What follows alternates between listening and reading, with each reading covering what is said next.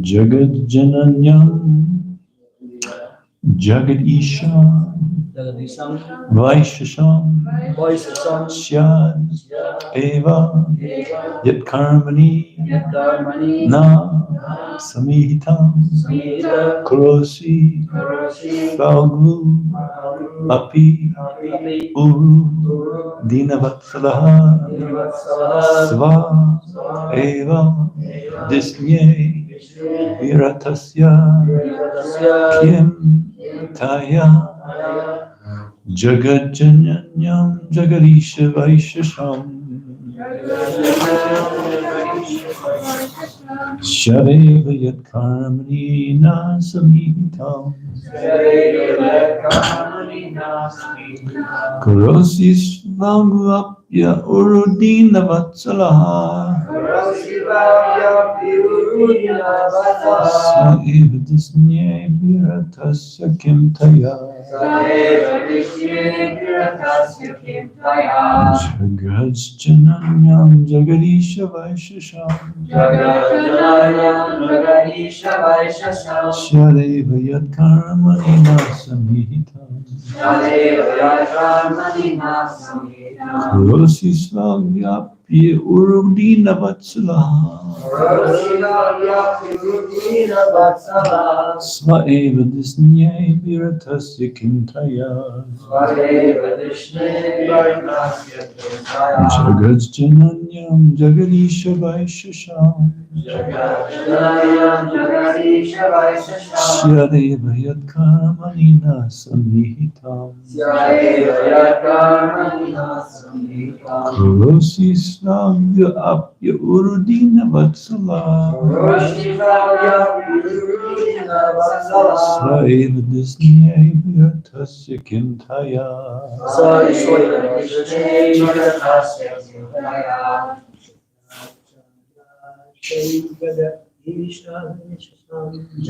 Jagannayanam Jagarisha Vaishasam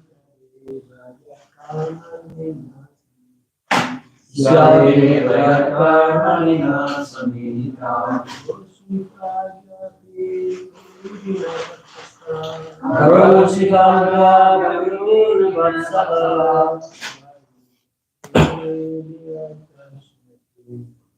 Svaeva Disnye Viratasya Kintaya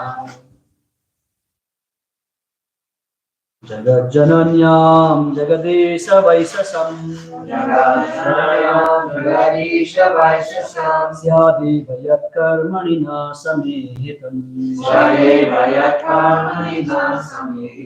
Karosi Falgvapya Urudina Vatsala Svaeva Disnye Viratasya Kintaya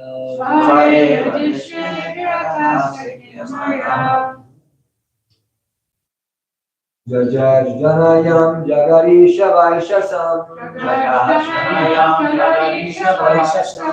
Yareva Yat Karmani Na Samihitam Roshi Svagyapya Urudina Vatsala Svaeva Disnye Viratasya Kintaya Maharishi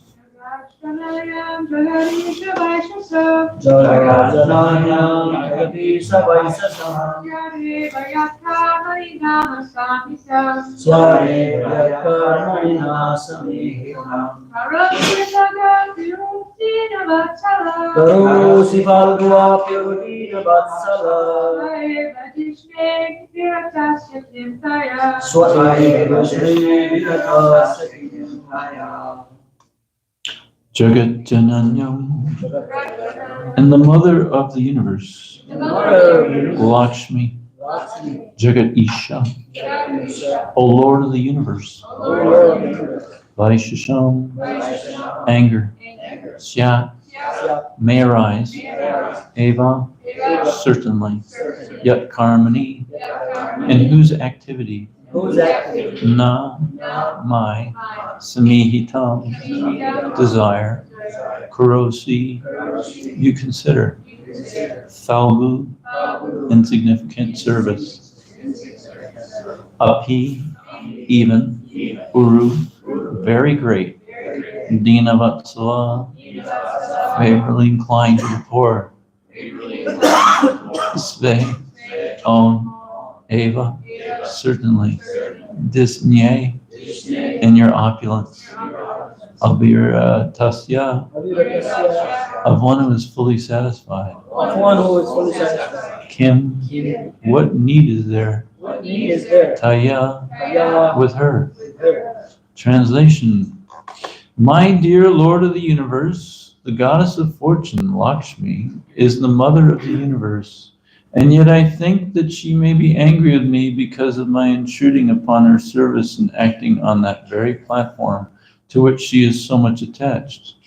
Yet I am hopeful that even though there is some misunderstanding, you will take my part, for you are very much inclined to the poor, and you always magnify even insignificant service unto you. Therefore, even though she becomes angry, I think that there is no harm for you, because you are so self-sufficient that you can do without her. Please repeat, if you wish, my dear Lord of the universe, the goddess of fortune, Lakshmi, is the mother of the universe, and yet I think that she may be angry with me because of my intruding upon her service and acting on that very platform to which she is so much attached. Yet I am hopeful that even though there is some misunderstanding, you will take my part. For you are very much inclined to the poor. And you always magnify even insignificant service unto you. Therefore, even though she becomes angry, I think that there is no harm for you. Because you are so self-sufficient that you can do without her. Purport by Srila Prabhupada. Mother Lakshmiji, the goddess of fortune, is well known for always massaging the lotus feet of Lord Narayan. She is an ideal wife because she takes care of Lord Narayan in every detail. She takes care not only of his lotus feet, but of the household affairs of the Lord as well. She cooks nice foods for him, fans him while he eats, smooths sandalwood pulp on his face, and sets his bed and sitting places in the right order. In this way, she is always engaged in the service of the Lord, and there is hardly any opportunity for any other devotee to intrude upon his daily activities. Prithvi Maharaj was therefore almost certain that his intrusion into the service of the goddess of fortune would irritate her and cause her to become angry with him. But why should Mother Lakshmi, the mother of the universe, be angry with an insignificant devotee like Prithvi Maharaj? All this was not very likely. Yet Prithvi Maharaj, just for his personal protection, appealed to the Lord to take his part. Prithvi Maharaj was engaged in performing the ordinary Vedic rituals and sacrifices according to the karma kand, or fruitive activities. But the Lord, being so kind and magnanimous, was ready to award Prithvi Maharaj the highest perfectional stage of life, namely devotional service.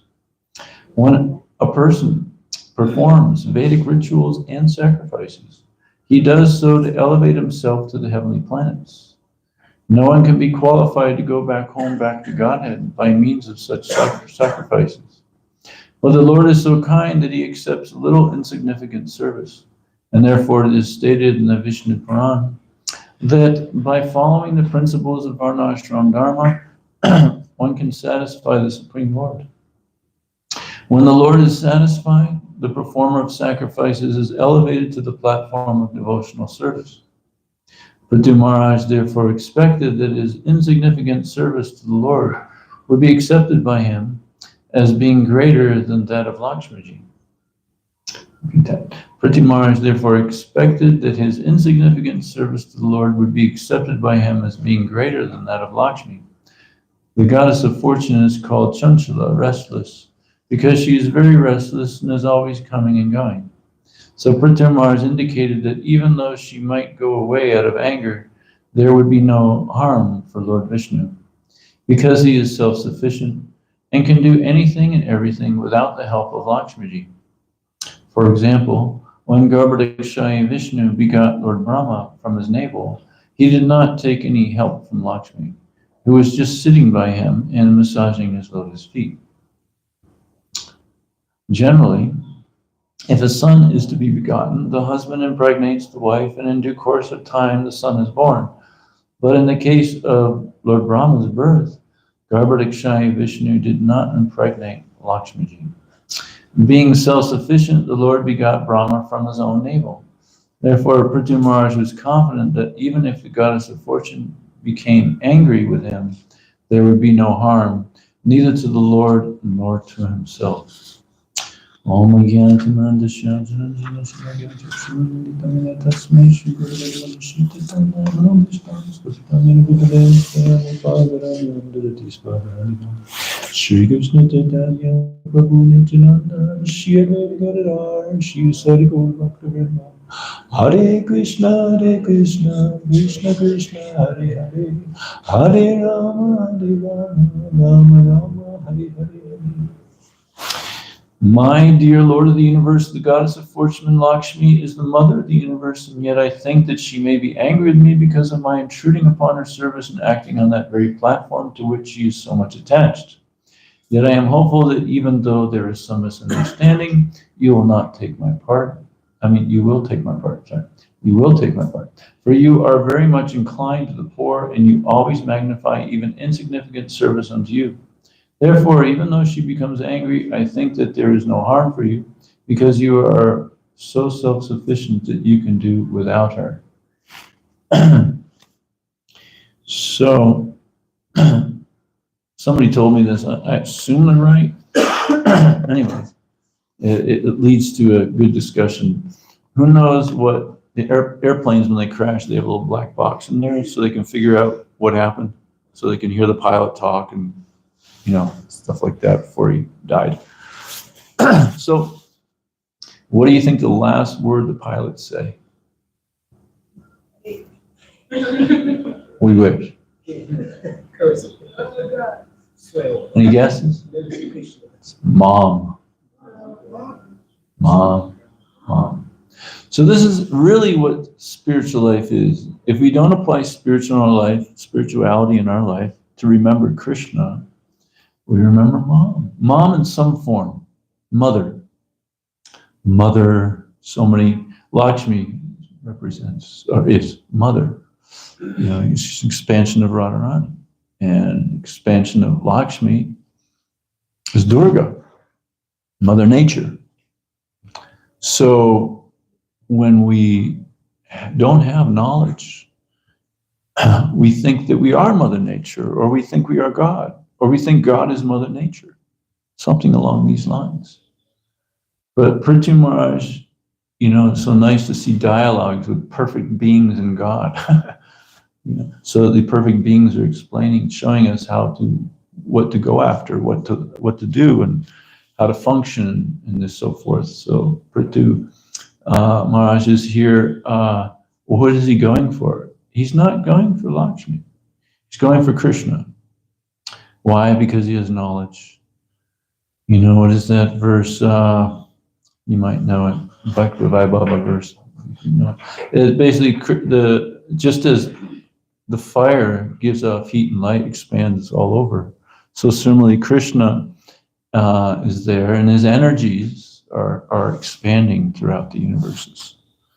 So the intelligent being goes for Krishna instead of his energy. The source of everything, the cause of all causes. And so that's why knowledge is so important. Knowledge is that which gives us the understanding of the difference between spirit and matter, and the controller of both. We have Krishna, we have his energies, and Krishna is controlling those energies. That's why it says if one is basically going after his energy instead of Krishna, one has lost their intelligence. because whatever you can get from the energy is controlled by the energetic, Sri Krishna. That makes sense, yeah. So,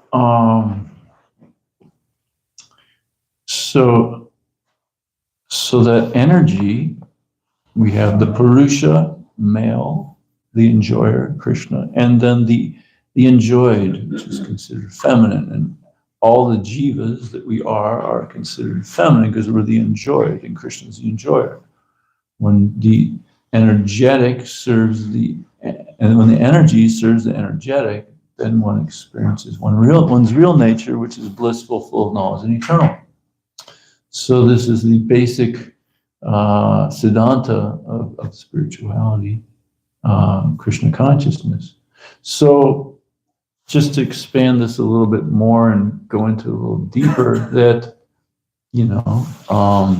Mother Lakshmi, obviously, well, not obviously, but we're not necessarily going to be happy going for Lakshmi instead of Krishna, because we're given by the bodily designation, by the body itself, it's been molded by material nature. It already will be given a certain amount of happiness and distress, the Shastras state.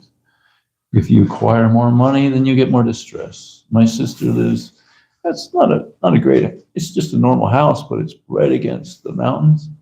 Really nice place, and there's some really rich people nearby. And she visited her neighbor.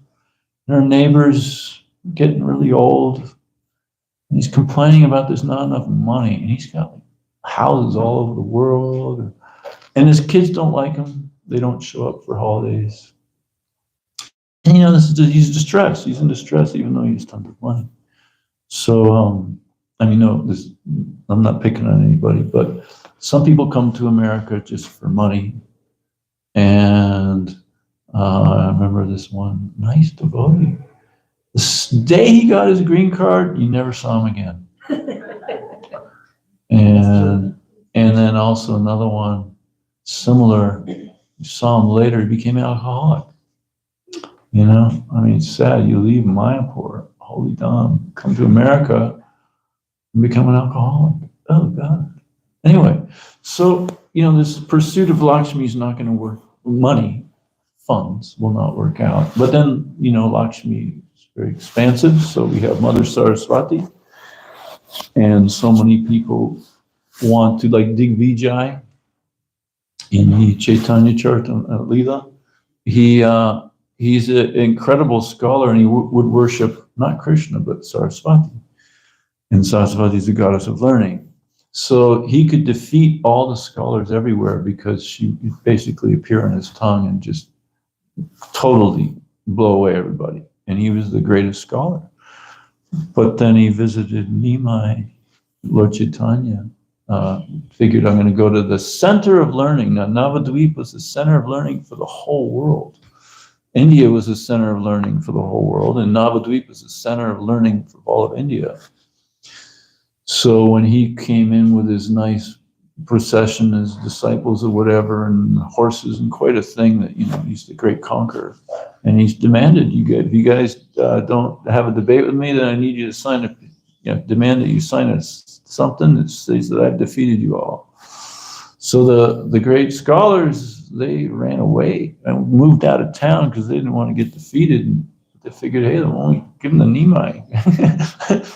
Because if he defeats Nimai, it's no big deal. We didn't lose our prestige. He's the boy. So, and Krishna thoroughly defeated him in debate. And it got to the point where he could no longer, the Digvijay could no longer access Mother Saraswati. So Krishna's in control of Mother Saraswati. Later in a dream, Mother Saraswati says, sorry, he's the Lord. He's my Lord. So I can't function unless he allows me to function. And, so sorry about that. And then Digvijay, realized that, oh my goodness, and then really surrendered to Nimai, Krishna Chaitanya. So that's not going to give us the real happiness. This, and Mother Saraswati says, the real benefit is, you take the devotional service to Krishna. That's the real benefit of all this knowledge. You're studying all this knowledge, but just for your false prestige. So that leads into my next expansion of Lakshmi is Durga, which is material nature.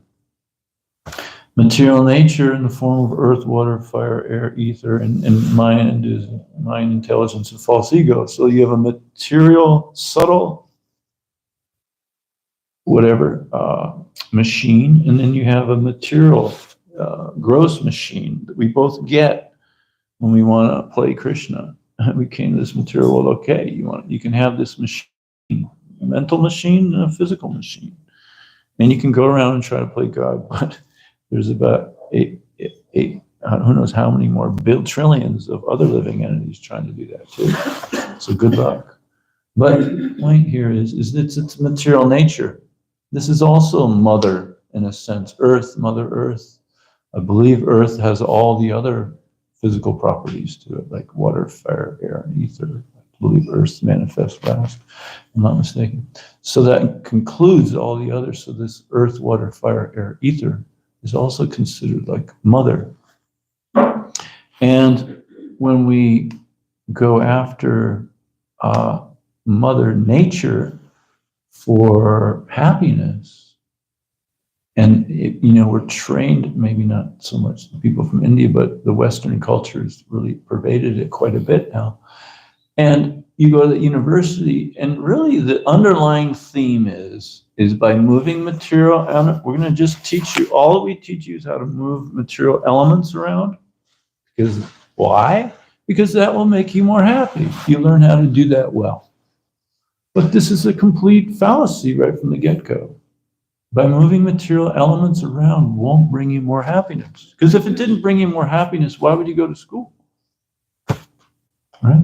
So if I just learn how to exploit as a business school, how to exploit other people, I'll become more happy. Or if we can build that bridge over to there, we can be more happy. We can make a nice new cell phone, I'll then be happy. This is all a complete fallacy. So, and it goes both ways. So I'm not being a male chauvinist here, but from my perspective of material nature, being in a male machine, being female by nature, we're all female, we enjoy it, in a male machine, it's true.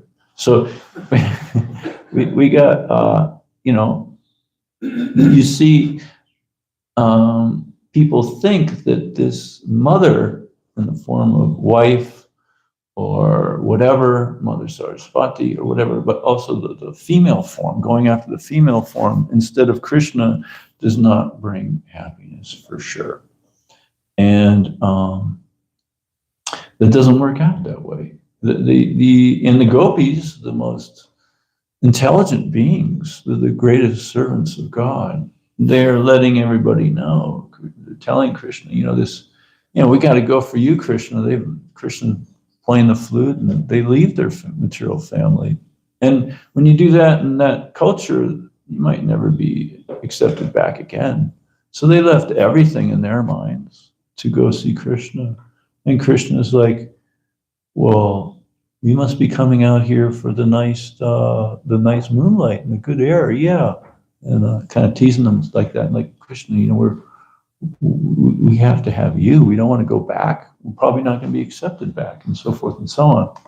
So they say that this material family life does not bring happiness. A son, a father, a mother, whatever, does not bring the happiness. You bring the happiness, Krishna. So made really, really clear. And we see that, like when Krishna and Rukmini, Krishna chose to tease Rukmini and say, I just in the self-realization, I really don't love you, and this and that. And you should have, I'm a loser, and you should have married Shishupal. So many great kings out there that really wanted you. And Krishna goes on and says, Shishupal, who's not going for Krishna, was going for Rukmini, and so many, whoever else, conquesting material nature, they think they're going to gain from this moving material elements around. If I can possess that thing there, then I'll be happy. And he goes on to say, well, I think if he would have married Shishupal, is such an amazing person and so much money and power, and he would be your like pet in a sense. He would just always follow you around, do everything for you. But this is what happens when we don't go for Krishna. We become like a dog, and there's no real happiness there, as it's like describes that there's nipples on the neck of a goat, and you have the nipples on a cow. Oh, well, going after material nature for happiness in the form of whatever, Mother Saraswati, because I'm going to please my subtle sense desire of this subtle, gross machine called false prestige, and, adoration, distinction. And then I'm going to be happy because I'm going to satisfy this mental machine that I think that I am. Or the gross satisfaction with this physical machine that I think I am, and that will bring me happiness. That's not what people, that's a symptom of ignorance. Fruit of activities is a symptom of ignorance. There's that verse, you might know it, feel free, I just know English. Krishna has three main energies, the material, the spiritual, and the jivas that we are, the spirit souls. And when the spirit soul goes after fruit of activity, that is a symptom of ignorance. He does not understand. So it's so important that we really understand this in detail. It's the beauty of reading the whole Bhagavatam. We get to understand this in detail, and we can extricate ourselves from this material dimension. And that's what real knowledge is, the benefit of real knowledge. Otherwise, we see and we remember maybe in our lives what we went after when we didn't have knowledge. Really, it just comes after going after, high sense pleasure, gross sense gratification, or subtle sense gratification. And that comes with going after a woman. So we see material nature working this way, that you have, like if you go out and distribute books and there's a couple there, you learn very quickly that if that gal wants the book, the guy's going to buy the book. And he's interested too, if she's interested. And if she's not interested, he doesn't want the book. And that the book will not be distributed, even though he's very interested. Almost always it's that way. Rare exceptions to the rule. Right? So when the couple comes along, you really flatter the heck out of her, and she likes you, and then he's like, well, I'll buy whatever you want. You want the whole set? Oh, I'll happily flunk down whatever, anything, my life and soul, to please this woman. This is the nature, how nature works. My mother once said that if a male dog and a female dog get into a fight, the female dog will always win. And I was like, okay. But then when I first joined, they had me build a temple in New Mexico and start a self-sufficient farming. And I brought a really cool husky dog. And, I guess Dasarath was the temple president then, and I guess he felt sorry for this husky dog without a mate. So he brought a female dog, similar stature. And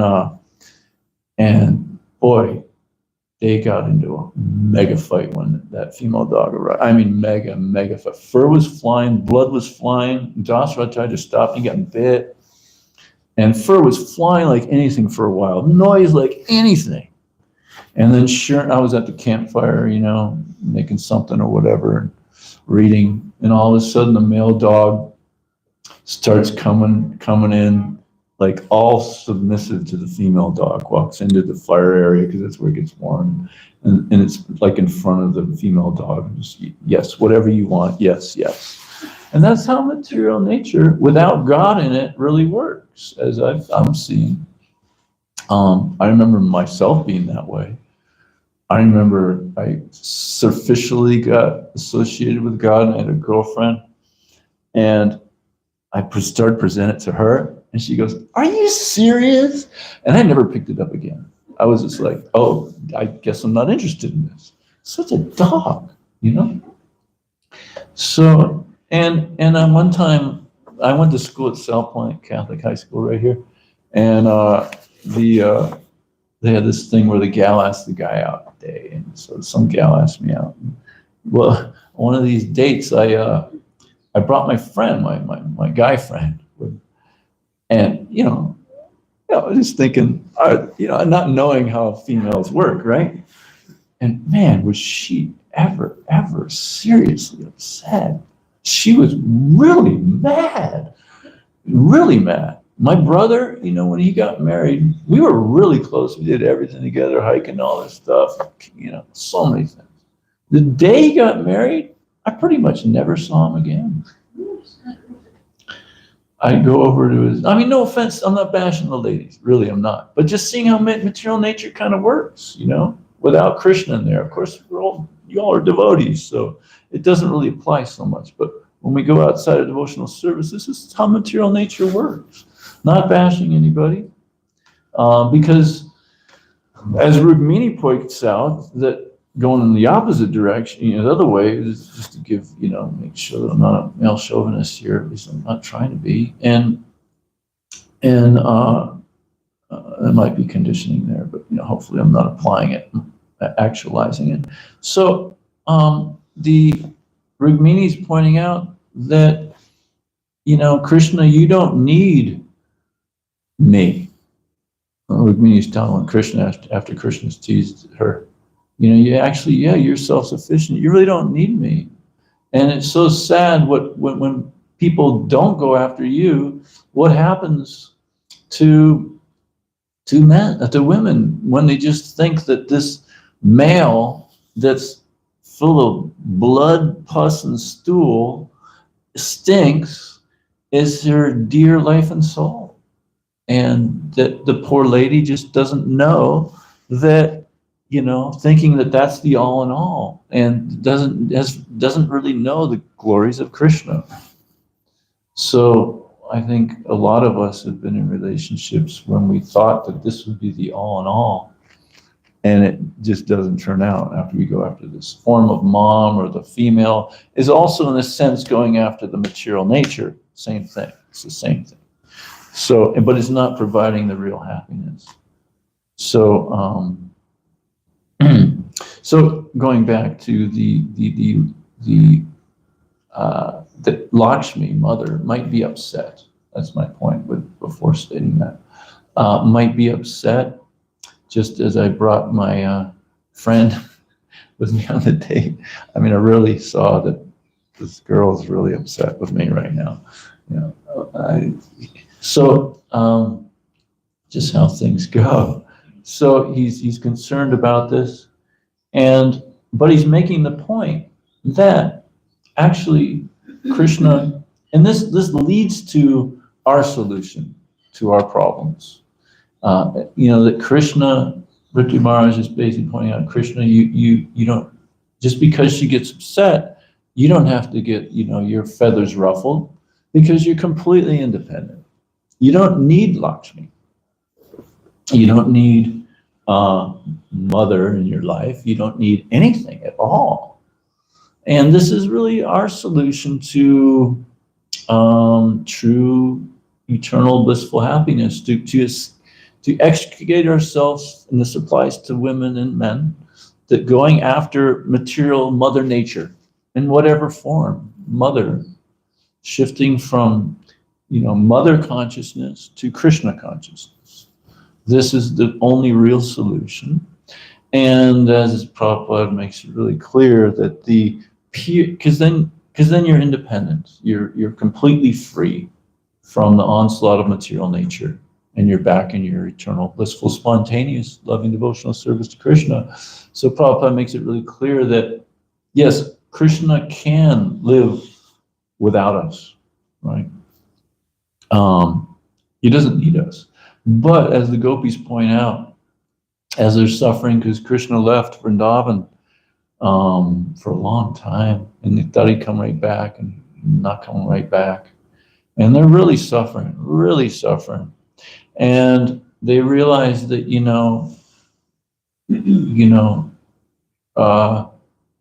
they try. It was just forget about them, no big deal. Just forget. We don't need to worry about that, person he's after, some other ladies over there. Forget him. And in fact, even Narada Muni came to Vrindavan, and he saw some gopis doing Astanga yoga.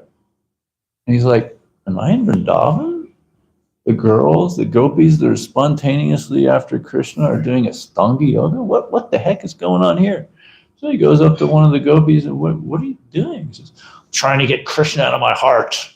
He's mad at Krishna. She couldn't. So this is the reality of on the true essence of our real being. Is we can't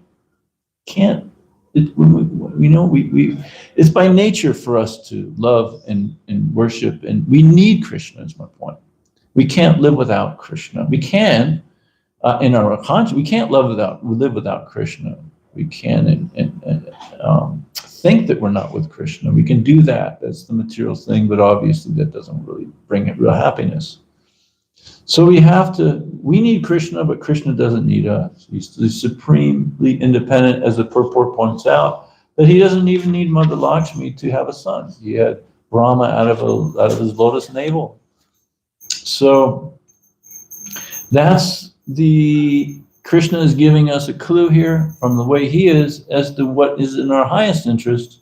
Not that we have to give up our families, not that we have to throw away our money and all this stuff. That's not the point. The point is, though, is not to be dependent for our happiness of these things. If they're there, great. If they're not there, great. Equally great. If we can get to that point and just go for Krishna, and whatever Krishna provides by doing that, then we, as Prabhupada says, the purely independent state is when we realize that we're fully, completely dependent on Krishna. When we are completely dependent on Krishna, that's our pure free state of consciousness, when we're totally free. And as Bhaktivinoda Thakur points out, that freedom is the main pivot. Freedom is the most important thing. From freedom, we can really, access everything that we need. And this pure free state of consciousness, totally free, is like the gopis, who are just mad after Krishna, addicted to Krishna, and nobody else. They're not really that attached to their family. They left their families to go dance with Krishna. They left everything. They sacrificed everything to be with Krishna. This is what brings the real happiness. But we don't have to falsely renounce. That's not needed. Nobody needs to take sannyas here unless it's appropriate. So that's not the point. So many wonderful, in Chaitanya Lila, so many wonderful examples of family life, purely all devoted to Krishna. So that's where it's at. Just going for Krishna, in whatever format that comes from, is perfect. So I'll stop here. Are there any comments or questions? Yes, Prabhuji? Yeah, Prabhu, really fantastic class. Thank you so much. And I appreciated your analogy of, the mother, and saying, you were explaining how we're trying to exploit the mother, Lakshmi, and then from Lakshmi expands Durga and Saraswati, and in that way we're going after these things, and those things are never bringing us happiness. And I had a similar thought before, and I've used it in my classes, that when you look at the world today and like all the problems that we're facing as a society or as an individual, it always comes down to intense exploitation of the mother. Like, we're exploiting Mother Earth, we're exploiting Mother Cow, we're mistreating and not protecting women. So in that way, because of that disrespect of the mother, which is ultimately Lakshmi, or ultimately the devotional energy, God's energy, and rather than to serve her and in that way serve, Krishna, we are, exploiting, and due to that, we're facing so much karma. And that's the ultimate, kind of illusion, that we're trying to be Krishna. Krishna is the enjoyer of Lakshmi and Durga and Saraswati and Radharani. And so we're trying to, and Mother Cow and Mother Earth. So we're trying to enjoy all these things in that way, be Krishna, but Krishna is the enjoyer. So anytime we try to exploit Mother, whether it's the earth or the cow or the woman, we're always going to have to suffer for that. So it's a nice point. Thank you. Thank you for sharing that. And I did want to share this that I forgot to share, just to give some credence to what I'm saying. If we could just hear from Tulsi, Mother Tulsi, what she says about what happens when guys go after, a woman instead of Krishna. She says, a man who is conquered by a woman, because that's what happens, just like a moth looks at the light and goes, oh, it's so beautiful and so warm, and and down below you see about 10 other moths on the ground and they're like dead, right? They get exhumed. That's what happens when we go after material nature instead of Krishna. So you get conquered by material nature, right? You get smashed. So this is what Tulsi says. A man who is conquered by a woman is very impure and condemned by people in general. The forefathers and the demigods regard men who are conquered by women as low and contemptible. Even their fathers and mothers mentally despise them. The Vedas say that when a child is born or relative dies, the Brahmanas are purified in 10 days, Kshatriyas in 12, Vaishyas in 15, Sudras in 21 days. But a man conquered by a woman always remains impure. Only when the body is burned to ashes does he become purified. Neither the ancestors nor the demigods accept from him cakes, flowers, or any other offerings. Men whose hearts are totally conquered by women acquire no fruits from their knowledge, austerities, japa, fire sacrifices, worship, learning, or fame. Hardcore. Yeah. I'm sorry. Did you have a question? No. Okay, just move. You were saying that, about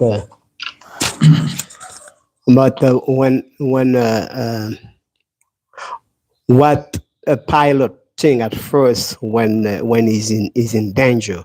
What he think about mom. Wow. But I saw some people who are very nasty language. Oh yeah. Everything they say F. So just imagine these people, if they are in a situation where they're going to think about F, and I read that in the book. Also, Srila Prabhupada says that when a person in time of death, he say F, he going to take birth in dirt, That's right. So I was thinking about that. So that was good analogy for me. Or the S word too. There. The F word. End up in a pile of whatever. And maybe even the one who think about mom is going to take birth in the mother's womb. Good point. Mom instead of Krishna. Yeah. Yeah. Thank you.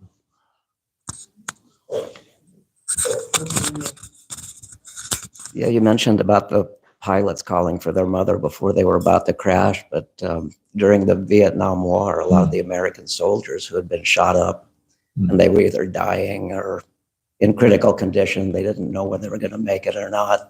A majority of those boys were calling for their mother at the time. Okay, thank you. Yes. So, that just talk about what people say, when they're dying.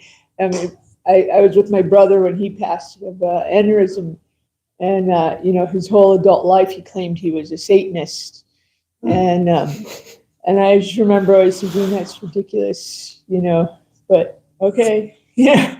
And his last words when he died were, "Oh my God," and I just found that so hilarious. I don't know. I don't know if that counts as calling out to God or not. Yeah, but something.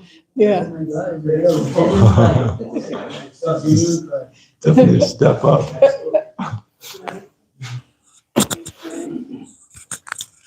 So I was wondering about Radharani.